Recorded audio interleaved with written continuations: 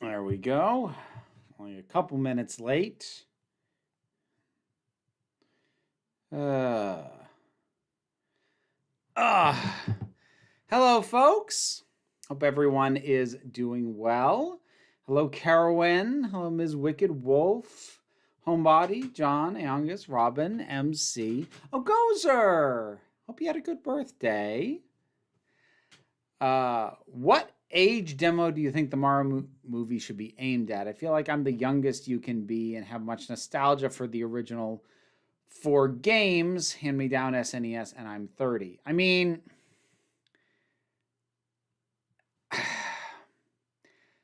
to me, it makes the most sense to have it aimed at a young demographic, at 8 to 12, basically. I mean, construct it well and other age groups will enjoy it, but that's kind of been the way that Mario has always been handled.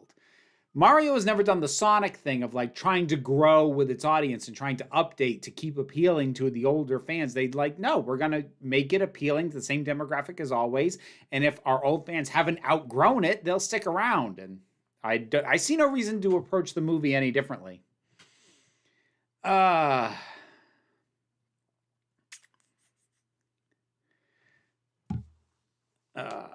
Yes, Ms. Wiggle Wolf, I have number of I've got 3 reactions up in the break room. I will have a 4th later today because I swear the studios, they all gang up and they're like, how many trailers can we release within a 48-hour period? And you know what's really annoying? 2 of them are from the same company. Both Blue Beetle and Barbie are both from freaking Warner Brothers. Granted, they're probably aimed at different demos, but still, yeah. Hey, I love Mario. I played it on the DS. I played Mario on the original Nintendo. Did.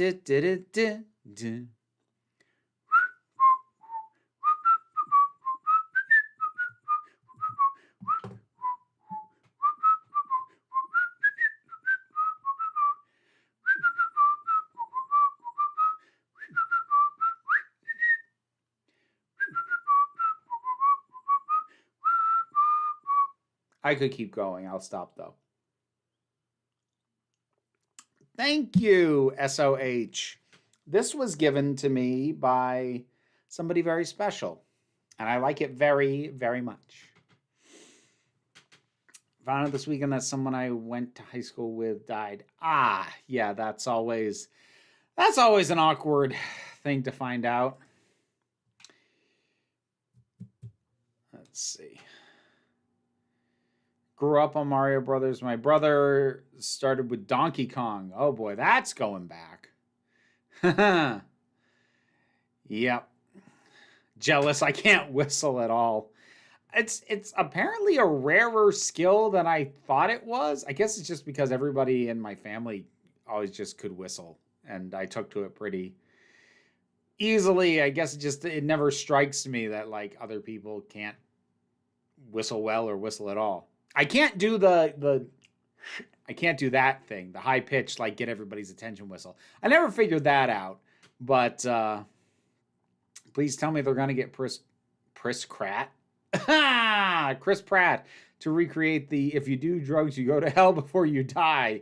Please, PSA. I can't imagine that they're going to do that.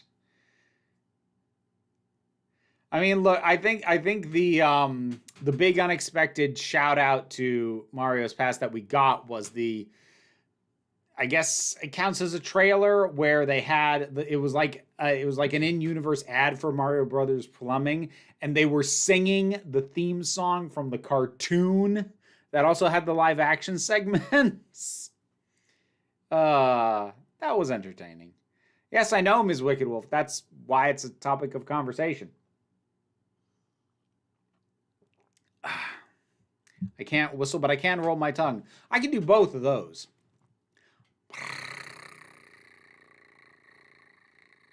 Because if you can roll your tongue, you can purr.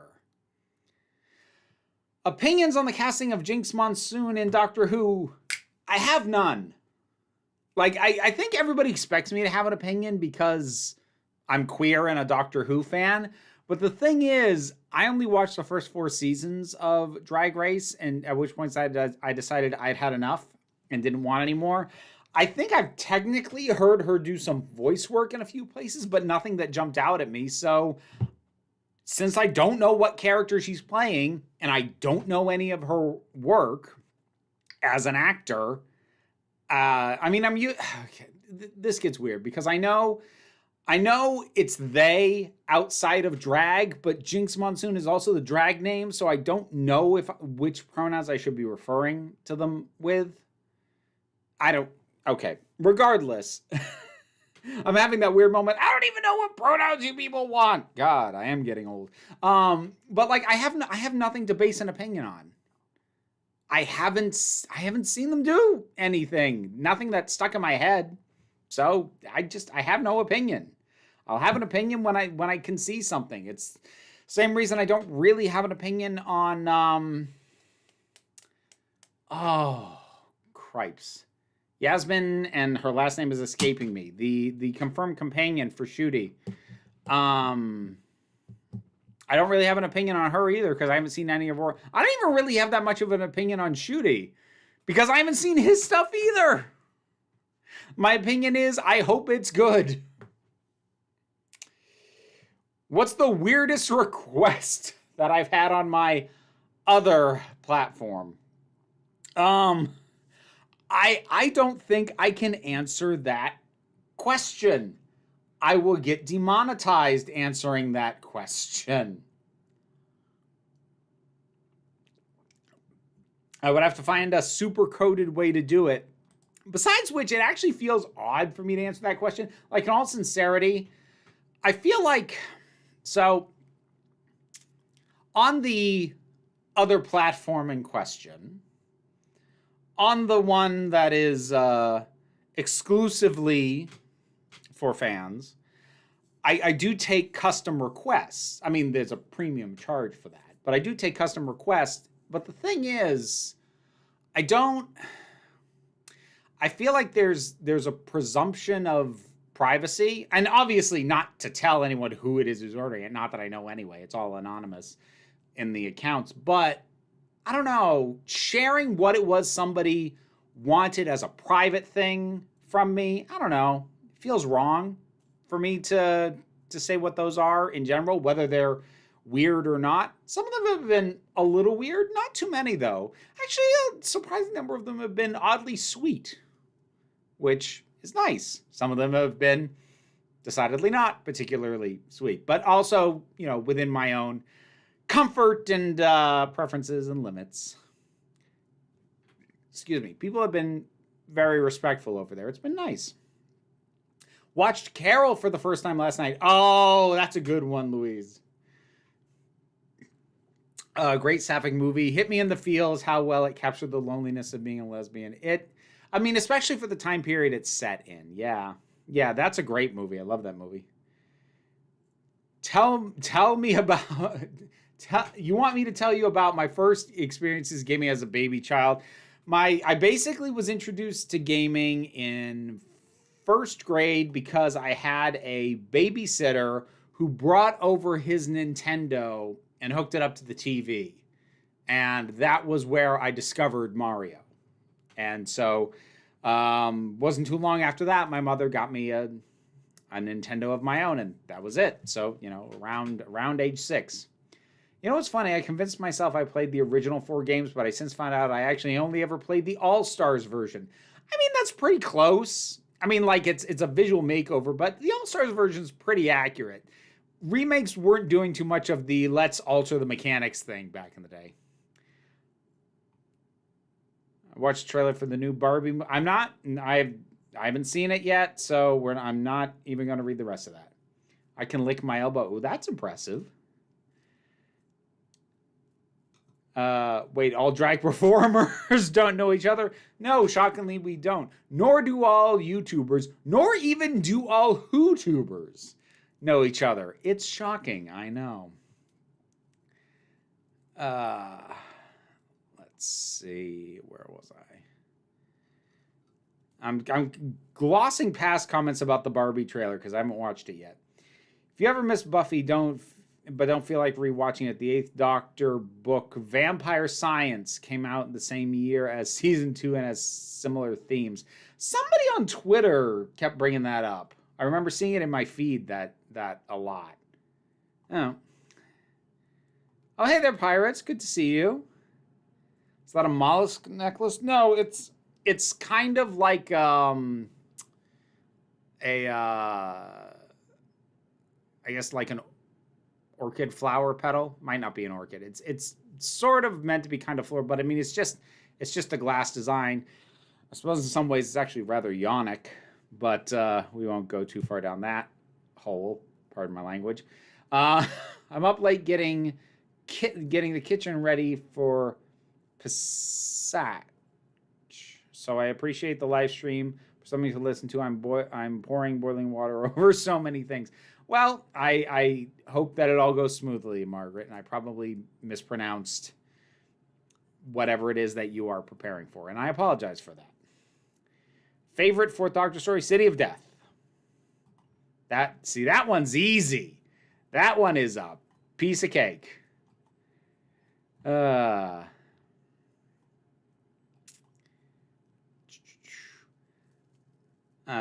What's your go-to coffee or Starbucks order? I like a good London Fog, actually. It's kind of my go-to if it's available. Can I whistle and roll my tongue at the same time? I have never tried. I doubt it. I'm not going to try live on stream because if it doesn't work, I'm going to look dang foolish. I said as if I don't look foolish anyway. First game I remember playing was Joust on the Atari.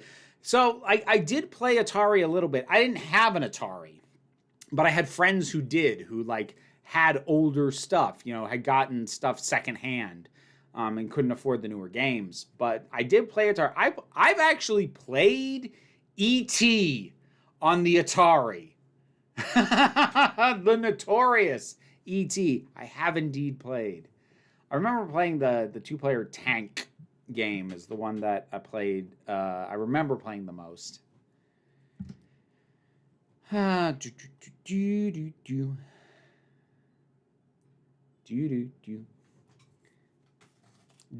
Vinyls, thank you very much. Are we doing singing parodies now? I wanna be where the witches are. I wanna see them casting those spells with the, what do you call them? Oh, glyphs.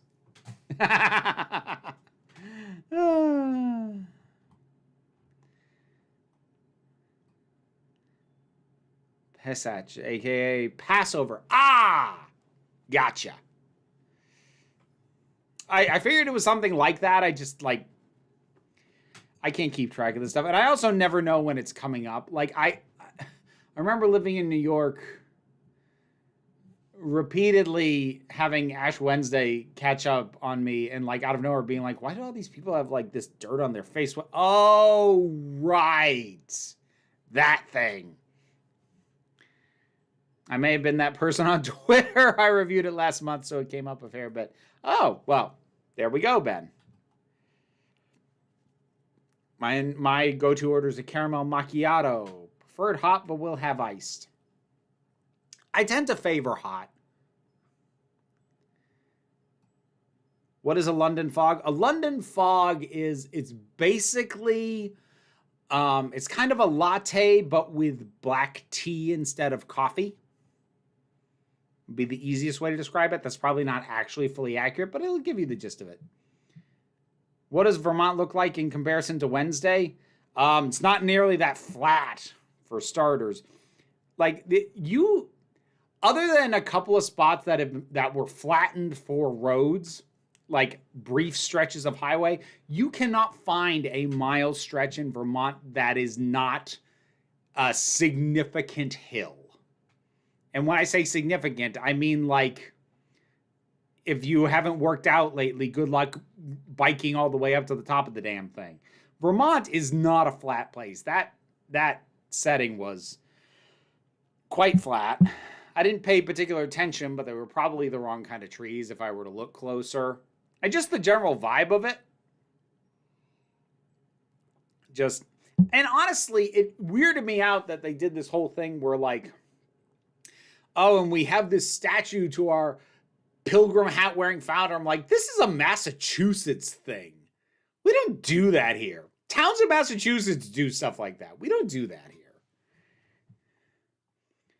First video game I played was probably Lemmings. Oh, I played that one a little bit. I had a friend who had it on PC. Getting drunk? Nope. Just getting happy. Forget your troubles, come on, get happy. We're gonna chase all your cares away. Shout hallelujah, come on, get happy. Get ready for the judgment day. This is a sing-heavy stream, apparently. I'm all about Dragon Drink with Paradise Drink as backup, but if I could get a Trienta Chai Latte, I'd be on that in a heartbeat. Ooh, nice choices. You know what's my earliest memory of games? Watching my big brother play with his friends. Bro, can I have a turn? Maybe later. Yeah. Yep, that's... I'll tell you what, I one of the many reasons that I was happy to be an only child, I did not have to give somebody their turn unless I had a friend coming over. And even then, I tended to favor co-op games if we were both going to play something. You know what? This is tilted a little up for my taste. Let's bring that down. Just a smidge. There we go. That's better. The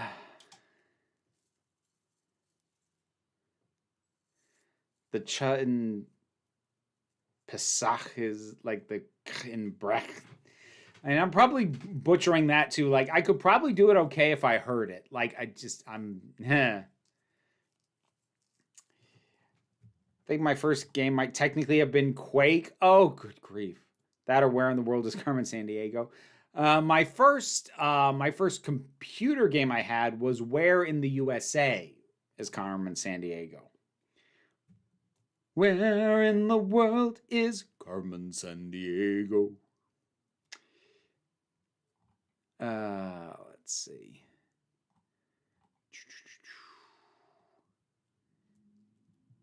Hate to say I work at Starbucks, but hardly ever get to make London fog, so I always forget what's in them besides Earl Grey and steamed milk. Fair enough. Not enough people appreciate it. Dharma once joked to me in DMs that Vermont is 90% vertical. Oh, maybe more like 75. Because, you know, we have lakes. Those are flat.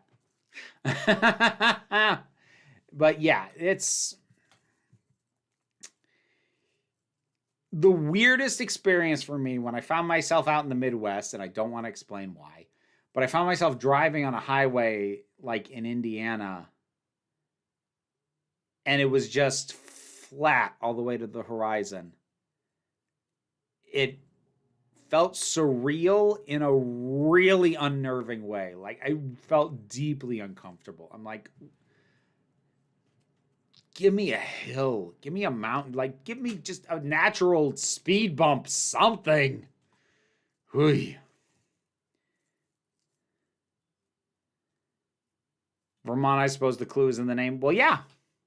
Yeah, it's a mashup of terms for green and mountain, because it's the Green Mountain State. Hey!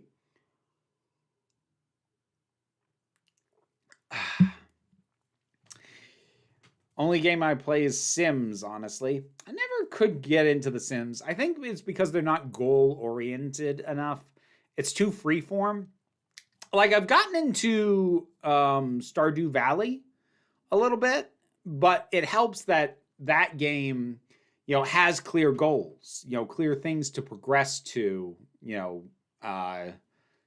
goals and targets and, work to get this. And Sims, has, keep your Sims happy or whatever, but like that's too vague. That's too vague for me. John Vinyls, once again, thank you very much. Doesn't the name Vermont mean green hills? Ever seen any blue hedgehogs or titans? We don't talk about that.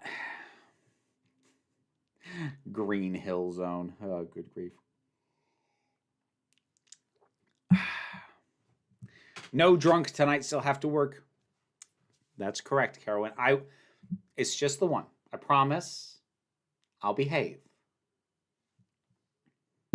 Mostly. That was such a good... Oh, thank you, Carolyn. I wondered if you'd catch with me singing that. What musical would I be in if I had a choice? Rocky Horror Picture Show or Next to Normal. Either one of those. I'd really... Like, Dan in Next to Normal is... I think at this point, my last remaining male character I really want to play. Because the other ones that are, like, technically men are like, I'll play it, but I'm going to gender bend it. You can't with Dan. I still want to play him. Oh, that show's real good. What are my thoughts on the ending of the second Wizard of Oz book? I never read it, so I couldn't tell you.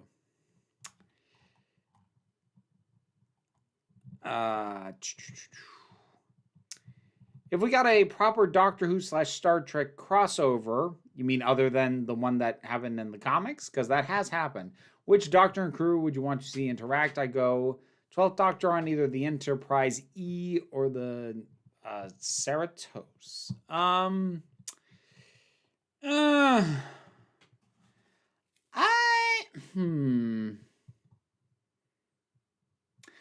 kind of would like to see Capaldi clash with Pike and the Strange New Worlds crew. And I realize the movie Land Before Time is 35 years old this year. Good Lord. You say Brecht just fine, Vera. Oh, good.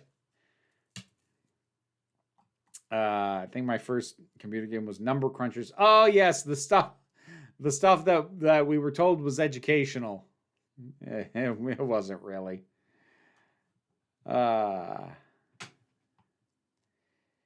They've announced who's playing Santiago in Interview with the Vampire Season 2. It's Ben Daniels, who is a longtime partner of Ian Gelder, who played Zelen. Okay. I haven't gotten to that show, so like I don't have a lot to go off of there. And I don't know how far they got.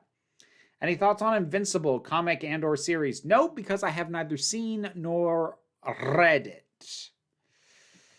Let's see. Driving across Kansas, talk about flat. I believe it. Yeah. Have I ever babysat for anyone? Nope. Because when it's your own kid, it's not called babysitting anymore. Then it's just parenting. Bleh. So no, I never really did babysit anyone. You'd be deeply unnerved by the Netherlands? Yeah, probably. A friend introduced me to it in the early 2000s and called it electric Barbie dolls, and that's what got me hooked. Oh, for The Sims? Yeah, that is not an awful descriptor, actually. Yeah. It's yeah, you build your dream house. Let's see. I remember finding out one of my brother's friend had a N64 when I was 4. I was like, wow, did his family win the lottery or something? Oh, the N64. I had access to one of those pretty early into its release.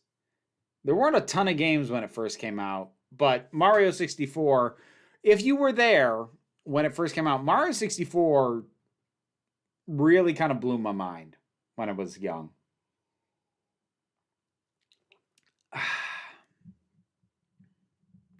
I'd love to be in Little Shop of Horrors if I was a better actor or a better singer. Oh yeah, like I'm not sure I could actually get any of these parts if I auditioned for them. No, Brandon, I haven't seen the Barbie trailer yet. I'm probably going to do a reaction video to it after the stream. My favorite Stardew townsperson? There's a couple. I like Pam. I like Abigail a lot. Those are kind of the ones that I'm like, oh, and I like Linus. Linus is great. I love him. And most of them are sweet. Some of them I don't like. Some of the teenage guys, and Haley annoys the hell out of me.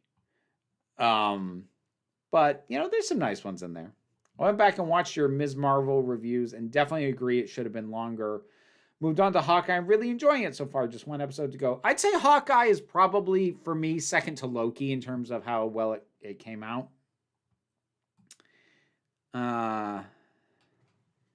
I think that was my reaction to when I found out Vera was 10 when it was released. I'd land before time on VHS as a child. I saw it in the theaters. I didn't cry as a kid. I cried rewatching it as an adult. That's one of the funny things about going back and watching kids' media with sad stuff, because a lot of it doesn't hit until you have a frame of reference of what it's like to have a deep loss. And when you're 6, which I would have been, you don't really have that frame of reference. Like, you understand, oh, that's sad. And maybe you even feel a little bit sad, but like rewatching that movie as an adult, it wrecks me. It's, oh boy. John Vinyls coming in once again. Thank you so very much. Ever thought about doing a ranking of Don Bluth movies plus Dragon's Lair? I know you love and adore Secret of Nim. I am not considering that because there are too many of his latter day stuff. Basically, most of his 90s stuff that I just haven't seen and don't really want to. Like, I don't want to watch Troll in Brooklyn. I don't want to watch The Swan Princess. I don't want to watch Thumbelina. I'm pretty sure those are him. I don't want to watch Rockadoodle. Like, and maybe some of them I would like, but I know some of them are going to be a slog, and I don't want to take the time to go through all that. I mean, it's why doing, God, it was years ago now, but it was why doing a ranking on, say, Miyazaki movies was easy. I'd already seen them. The only one I had to go out of my way to watch so I could do that list was Castle of Cagliostro. I'd already seen all the rest of them. Tara Stoller, thank you so much for the super chat. Fun fact, Princess Ozma from the Wizard of Oz books has a gender-bending story arc. I did know that. I don't know the story arc well, but Liz really liked those books. So when we were still together, she would tell me a little bit sometimes about some of the bonkers stuff that goes on in them, and she did mention that to me. So I do kind of know about that.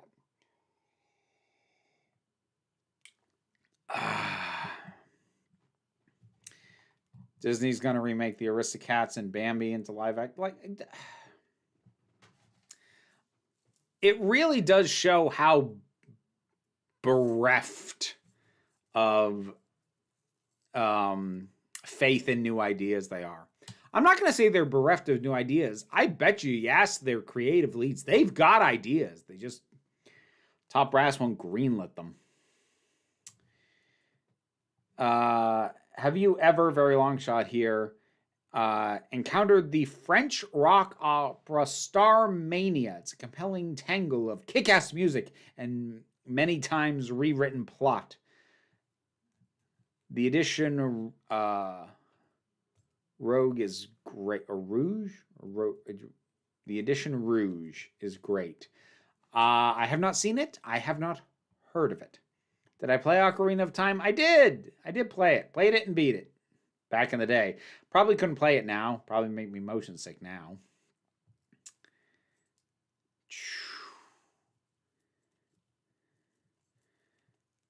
I despise Pierre, who doesn't. Pierre's a bit of a jackass in Stardew, yeah. Elliot has that snooty thing going for him. Yes, I like poetry, and I live in a cabin by the sea.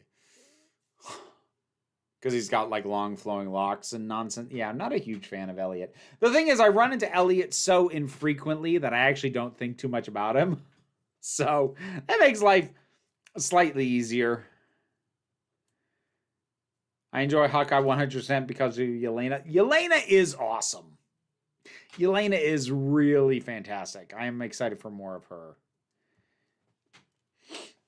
I agree, Carolyn. Pierre does need to get his head out of the cash register and pay attention to Caroline. Either that or Caroline's got to find herself a nice side piece and he needs to come to terms with being a cuckold.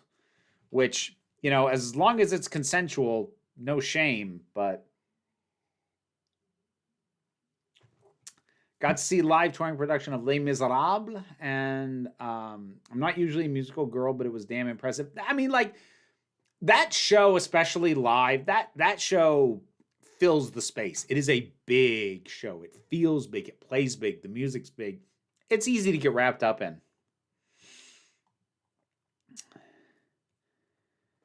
Land Before Time hits me more now because I have kids. So the scene with Littlefoot's mother wrecks me. Yeah, exactly. Whew. The criminally underrated Proper Bird has a video called "Is Our Future a Dystopia?" that I think you might really dig. Maybe. I mean, my immediate answer to that is our present is a dystopia. What are you talking about?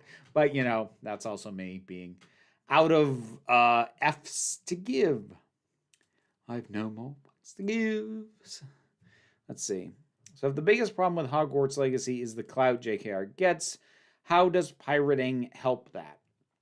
If you are not a streamer and you are not playing it publicly and you did not pay money for it, then I feel that pirating largely mitigates that.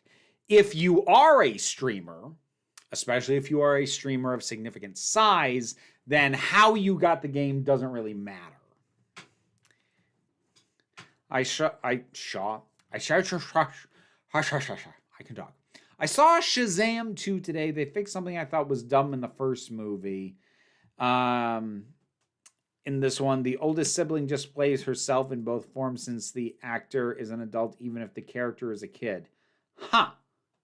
Interesting. Yeah, I don't have a lot of interest in Shazam 2.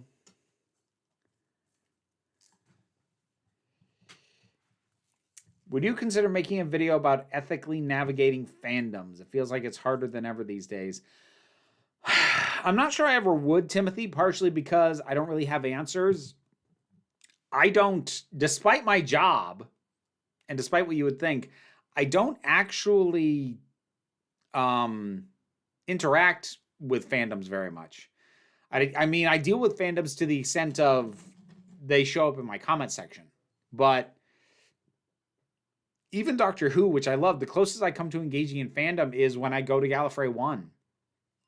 The actual, things, fandom spaces and forums and subreddits and fan fiction and, those kinds of fan spaces, which in many ways are the heart of modern fandom.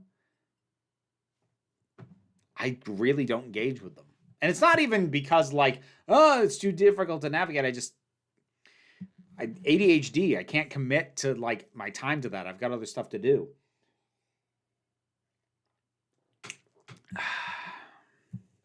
It's called A Troll in Central Park, and Swan Princess was not Don Bluth. Ah, okay. Well, figured I probably got some of that right.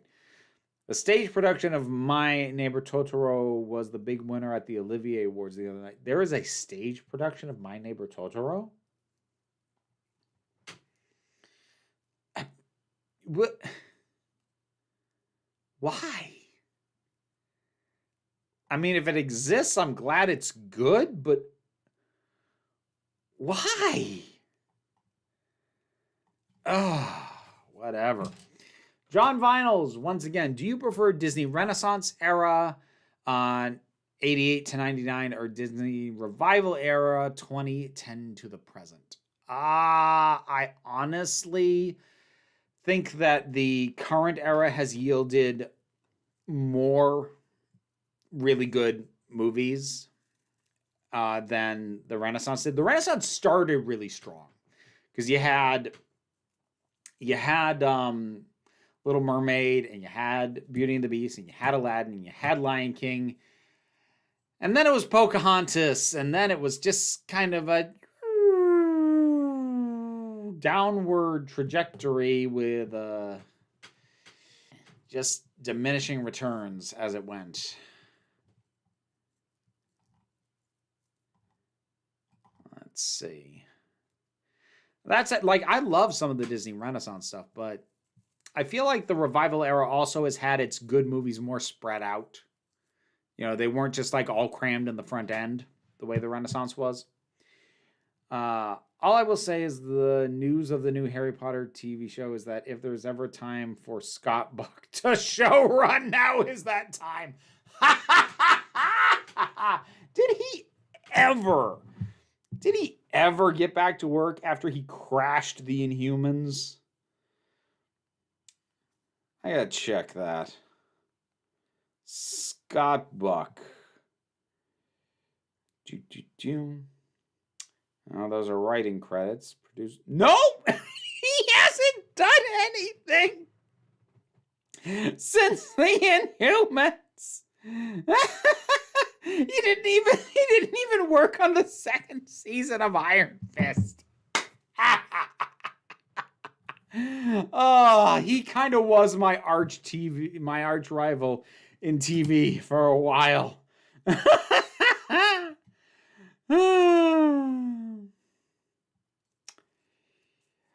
OSP have 2 wonderful episodes of detailed diatribe on Superman that I highly recommend. I've listened to those. They're quite good. Oh, Dharma! Sweet 16 months of being a snazzy supporter. Thank you for your continued membership. I greatly appreciate it. I have no more F's to give. Song is the text tone for group text with 2 of my best friends, which is why my phone is usually on silent in public. Well, my phone's on silent just instinctively. Like, I've never assigned songs to, ring on certain people because my phone's just always set to vibrate. Have I played any other Zeldas? If so, which do I like? Okay, so I played a few of the Zeldas. I played the original. I played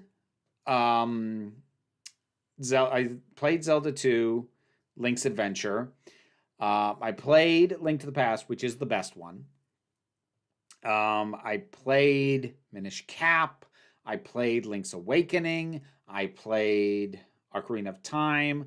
I didn't beat all of these, but I did play all these. I played Majora's Mask. I played Wind Waker. And I played Phantom Hourglass. And I played a tiny bit of Twilight Princess. That was the last one. Do I have a Blu-ray and DVD collection? But of course! Aongus, talking of Florence Pugh, have you seen Midsommar or any of Ari Aster's other work? Not yet. I don't think I've seen any. I haven't seen Midsommar. I'm trying to remember if I've seen any of his other stuff. I don't think I have. No. I haven't as yet. Fandom Events is going to be showing the stage version of Spirited Away. Got a stage. What is going on? What is going?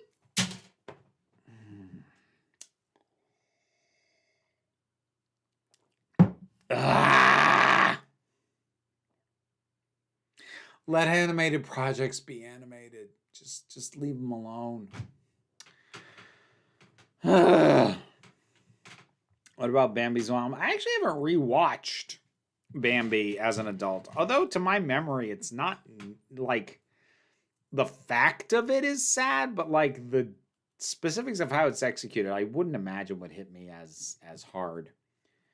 In orbit, I did see the Jinx Monsoon news. I talked about it earlier. Insofar as I have no opinion because I am not really familiar with Jinx Monsoon.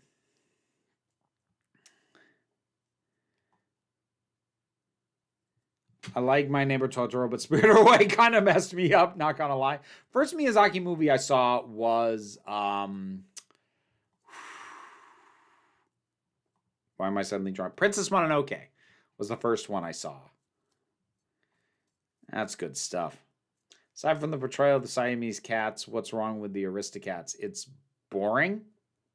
The characters aren't enjoyable. I don't like spending time with them. And the villain sucks. Forgot to mention Rescuers Down Under. I couldn't remember if that hit in 88 or if it was just before. I loathed Pocahontas. I still haven't seen Pocahontas. There's a couple from the Renaissance era I still haven't seen. I haven't seen Pocahontas. And some people are going to get mad at me with this one. I still haven't seen Hunchback. Meg wants to watch that one with me, so that'll probably happen eventually. Is it bad that I like Pocahontas? No, I don't think so. I haven't seen it, so. Any thoughts on Perlmutter getting the boot? About damn time. That's literally all I have to say. You have what we call a filthy laugh.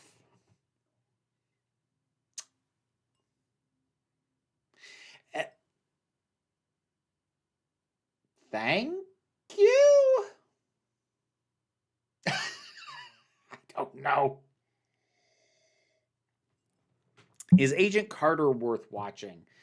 It was fine. It left very little impression on me, but it was fine. Do you regret the fact 2D theater film production is kind of dead outside Japan? I mean,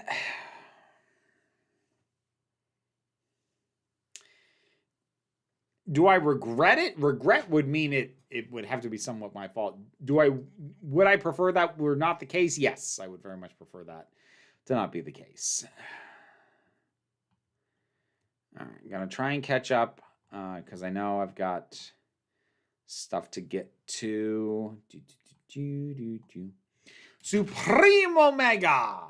On modern superhero comics and media in general, do you think they have ignored the civilian side of superheroes with less emphasis on normal supporting characters? Well, yeah.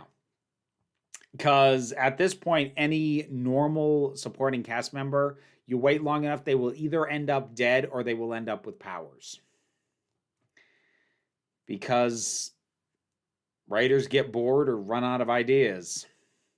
What's my favorite Stephen King movie adaptation? Stand By Me.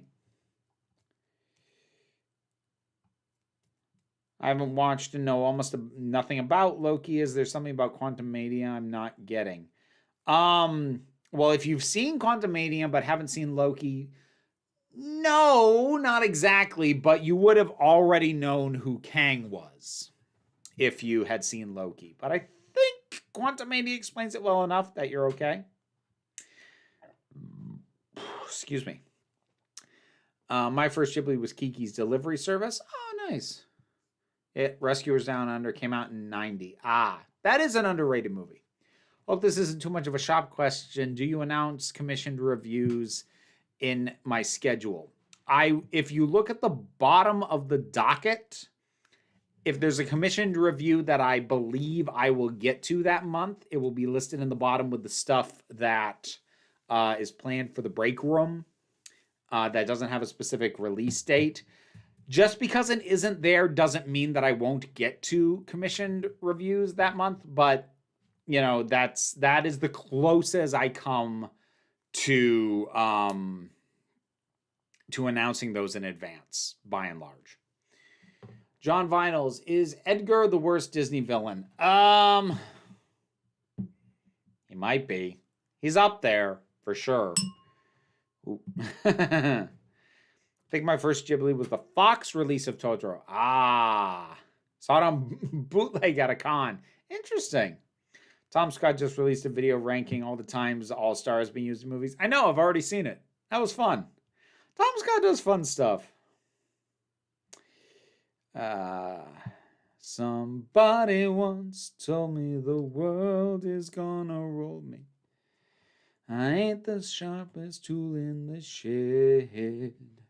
Thank you for the Discord reminder. Carolyn, let me catch up on the super chat that's here and waiting, then I'll do that. Supreme Omega, on the RTD era of Doctor Who, thoughts on Davies focusing on the civilian side of companions like Rose, Martha, and Donna? Do you feel it worked? No, not to the extent that he did it. I have referred to that in past as the domestics side, and no, because I want to see the Doctor and the companion rush off in the TARDIS too far in exotic places and odd points in time, and I don't like that they have to keep coming back to Earth for, soap opera drama level nonsense. It worked a little bit with Rose because it was kind of novel. It had never really been done before. Not a lot was done with Martha's family, yet we kept coming back to them. Donna worked the best, I suppose, but it was only because Wilf was so amazing. So that one lucked out that the specific characters were really good. And like that continued on into Moffat's era. I'd actually say the worst offender was Clara initially, because Series 8 especially, the Doctor had to kept just coming back to Earth because she wouldn't just travel with him.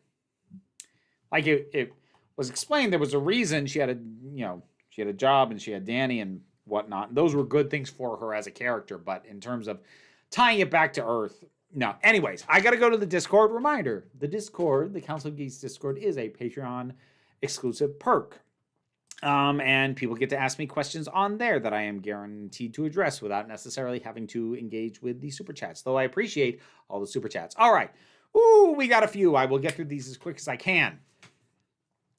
Should we only give movies credit for representation if it's done in a way that isn't easily removed when the movie is shown in other countries? I went to see Shazam 2 today, and they reveal one of the Shazam kids is gay, but the thing is it only comes up in 2 scenes, and it's not at all relevant to the plot. By contrast, another one of the straight kids has a whole romance subplot where he falls in love with one of the villains and gets her to change sides. I mean, which of these is easier to edit out? All right.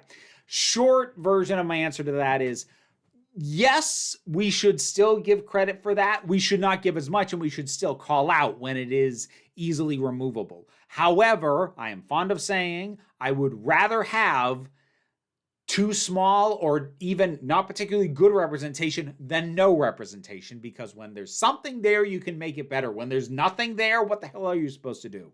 So, I think some credit should be given, not a massive pat on the back, be like, that's nice that that's there. It's annoying, and within the same breath, it's annoying that it's so easily cut.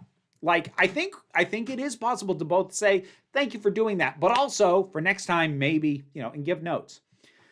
Could you enjoy a show where sometimes where they sometimes use a character being perverted as a source of humor, or would that be a deal breaker for you? Recently, I've been watching an anime called Mushoku Tensei, which is about a shut-in who dies and gets reincarnated as a wizard in a fantasy world. It's pretty good in a lot of ways, but in the earlier episodes, it's a running joke that the protagonist keeps perving on women and getting away with it because he's in a toddler's body. They assume he doesn't know what he's doing. Whether or not I would be able to continue on with a show that did that depends on the frequency and whether or not I am meant to find it funny, endearing, or otherwise be okay with it. Because the thing with many things like that, the problem isn't that shows do it, it's that they do it without examination, which implies that you're supposed to just find it entertaining, and I don't. I find it gross. So if I'm not meant to find the character especially endearing, if it's something that the show is going to address, or if it is dropped quickly, I could probably be okay. But as a recurrent thing, it could very well sour me on something, yeah. Do you think little boys who dislike girls are particularly likely to grow out of that attitude at some point? When people on that My Hero Academia subreddit were telling me all boys hate girls, they were implying it's a thing they also grow out of.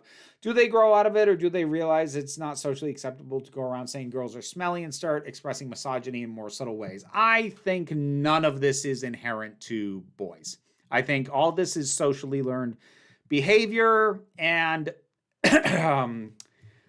by and large, on a surface level, yes, boys who are like, ooh, girls are icky, Many of them will grow out of it, but it will be on the basis of, oh, girls are hot. And it doesn't necessarily represent an actual gaining of appreciation or respect. But sometimes it does, sometimes it doesn't. But like none of these attitudes are ingrained. None of them are inherent. None of them are natural. These are socially conditioned notions. It's all nonsense. What, simply put, is the reason for your dislike of the New 52 run at DC? Sparing you the whole entire rant that I could go on about the New 52. Shortest version, it was unnecessary. It was not needed. There was nothing that was of value that was done that could not have been done within the existing continuity. And everything that they did that couldn't be done within the existing continuity was stuff they shouldn't have been doing. That's why. What is one fantasy trope you wish you could get rid of right now? For added difficulty, no chosen one or true destiny tropes. Ah, you know me. Ancient relics. I'm really tired of I like a good treasure hunt story, broadly speaking, but I'm really tired of, we must find this ancient relic of power, or the villains have uncovered this ancient. Why is ancient stuff always so super crazy powerful? Why can't new stuff be good? Yeah.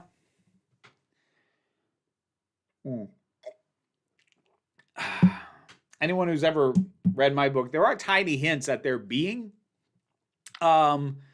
ruins around, but like any old stuff that you find, it's not going to be of any value. What kind of non-speculative fiction works do you like to consume when you can? Example, I love reading or watching detective fiction and caper stories when not reading fantasy or sci-fi. I mean, fantasy and sci-fi are just always my go-to. I can enjoy a good mystery story, like a good murder mystery, but I have to be in the mood for it. That's kind of the closest to a go-to. The rest are just like random things that just struck my fancy one time. What is your opinion of those far-left Scandinavian groups that are trying to legalize incest and necrophilia? What are your thoughts on legalizing victimless crimes more generally? Okay. I know nothing about this, so I'm going to keep any discussion to a minimal because I'm going to try and avoid forming any kind of strong opinion on something that I honestly have no idea what you are talking about.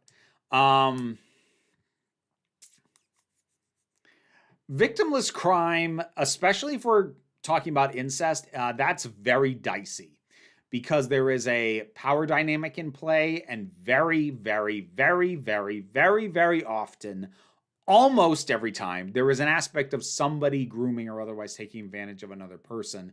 So even if you have both parties saying that it is consensual, there's still something wrong with the inherent power dynamic. It's like how a professor starting to have sex with their student, and I say professor, like even at the college level, that's messed up. Even if both are like, we both want this, the power dynamic is messed up and makes it basically impossible for this to be engaged in ethically in the power dynamic you are currently in. Necrophilia, that I don't even know how to begin to wrap my head around the idea of legalizing that. I suppose if I were to go completely like pragmatic on it, it is really just social mores that keep that from being allowed, but I do not feel okay with the fact that I said that. So whether you want to chalk that up to just having the idea of it being really unsettling be too deep ingrained for me to fully detach from, or just maybe there is something more inherently wrong with that beyond just my own visceral factor, and I'm just not able to quantify it right now. I don't know. That is a weird question I just dealt with. Do you think it's good that Kingpin seems to have ditched the fat suit for the new season of Daredevil? I feel as though it gives him a sense of physicality in season 1 and 3 that made him more believable to think he could go toe-to-toe with Daredevil, although I can see how using a fat suit to code someone as a threat can be problematic. Well, the Kingpin... The Kingpin is an odd character when it comes to fat representation because canonically, it's not fat, it's muscle. I mean, like, there is some fat there. He's not trim. But, like, what fat you see is over pounds and pounds and pounds of muscle. So, Kingpin is weird to talk about as a piece of fat representation because the canonical explanation for why he is the way he is already kind of subverts normal fat character tropes, but at the same time, everything about his visual coding is fat. It's weird. It's hard to say. I mean, in general, I don't think fat suits should be used by and large at all, if you can avoid it. So, what do you think is harder to get into? A show that has just been canceled after one season, or one that has so many seasons that it'll take months for you to catch up to the last one? Depends. Did the show that was canceled after one season, was it directly set up to have more seasons, or does it contain a largely self-contained and fulfilling story? If the latter, that should be easy. I'm assuming you mean the former, though, and which would make it more difficult. Honestly, I would probably have a harder time getting into a show that only had one season that I know I'm going to hit. If I like it, the best case scenario is I like it, I hit the end and go, boy, I'm real sad there isn't more, and I'm not. That's a hard thing to psych myself up to do. Oh, here it is. What are your thoughts on Harry Potter being rebooted as an HBO Max show? Short version, I think it is incredibly telling about the state of Warner Brothers Discovery as a company and of Harry Potter as a property. I will not be going into detail on it because that is going to be Saturday's video. I actually shot it earlier today.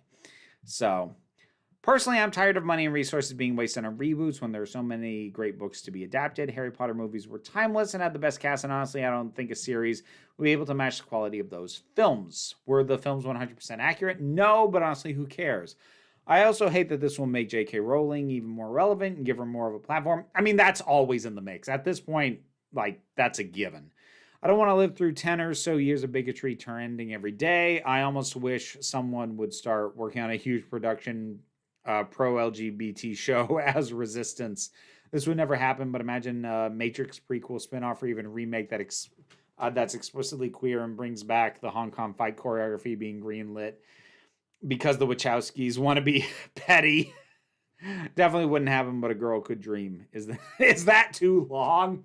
Well, I read all of it, so I guess not. I mean, one could argue that in some ways the Owl House was the queer antidote to Harry Potter. Final question. In the annals of pointlessness, is there anything more pointless than the seemingly planned remake of Moana featuring the same stars?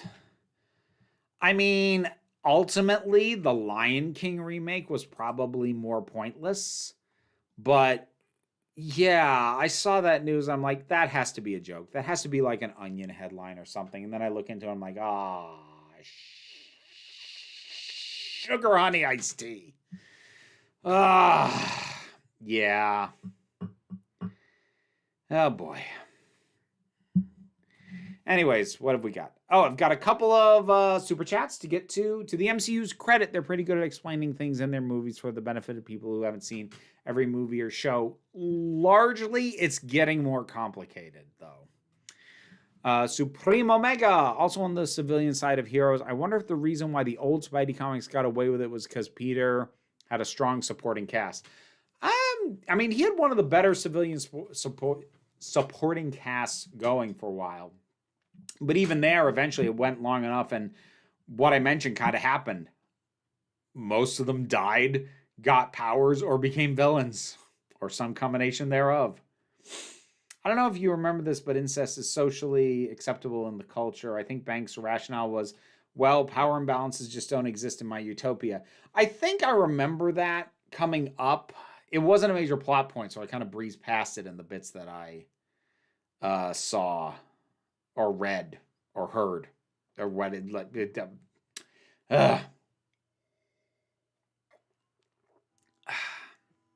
my brain works.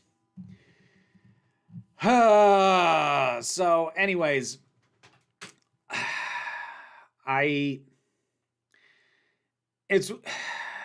is one of those things that, like, it always strikes me as weird when certain writers try to come up with reasons why it's okay.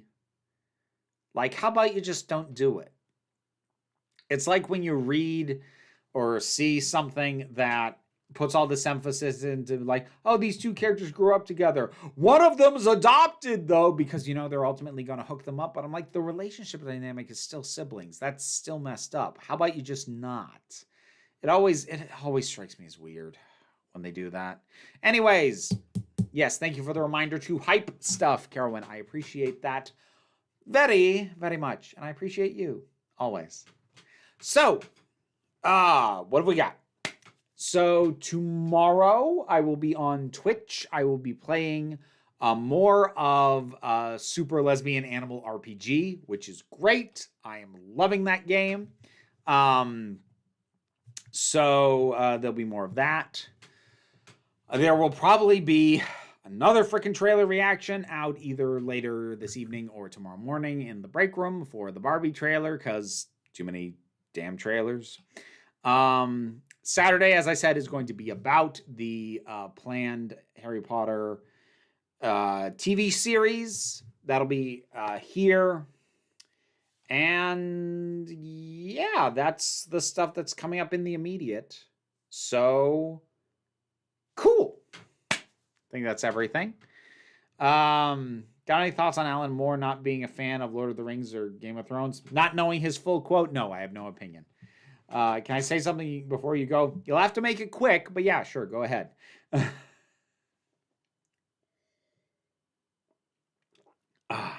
mean, Alan Moore is just one of the grumpiest human beings on the planet. At this point, I'm not sure he likes anything anymore. Thank you, everybody, for joining. Hope you have a great night. I completely forgot about the problematic stuff in Rat Race. That's the Barbie Museum gag was pretty funny. I haven't seen that movie in ages. I only saw it once. I barely remember it. Oh well. I don't think it was one that I really needed to particularly words are hard today. Particularly burn into my brain. There we go. Let me just finish this off and we shall call it a night.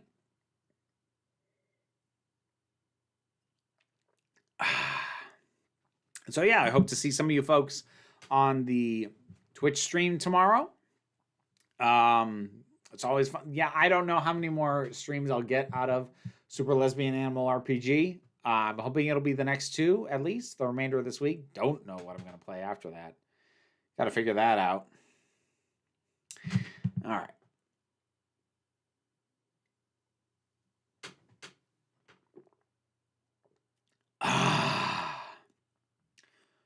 Whew.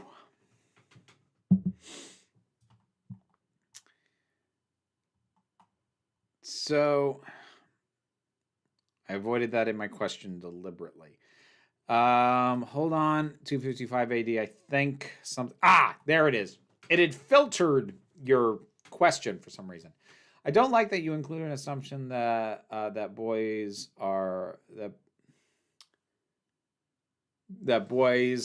wouldn't say bad things about girls because they just want sex.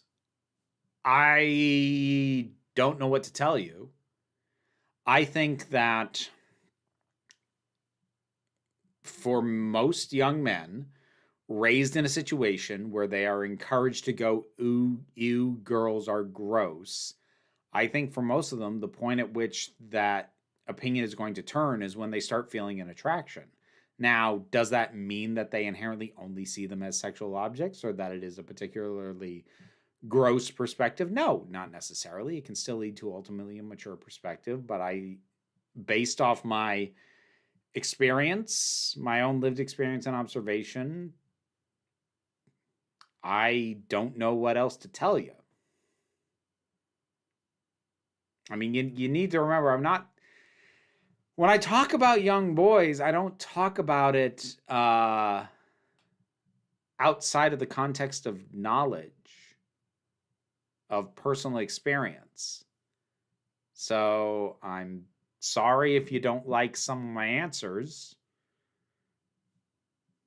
I am answering your questions to the best of my ability. I don't know what else to tell you.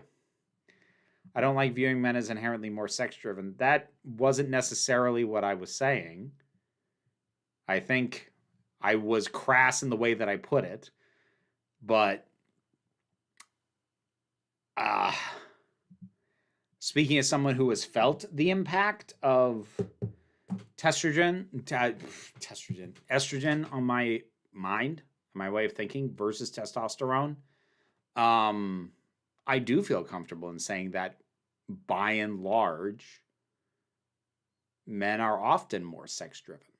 Not exclusively, not entirely, but frequently. So I'm sorry if you don't like thinking of it that way.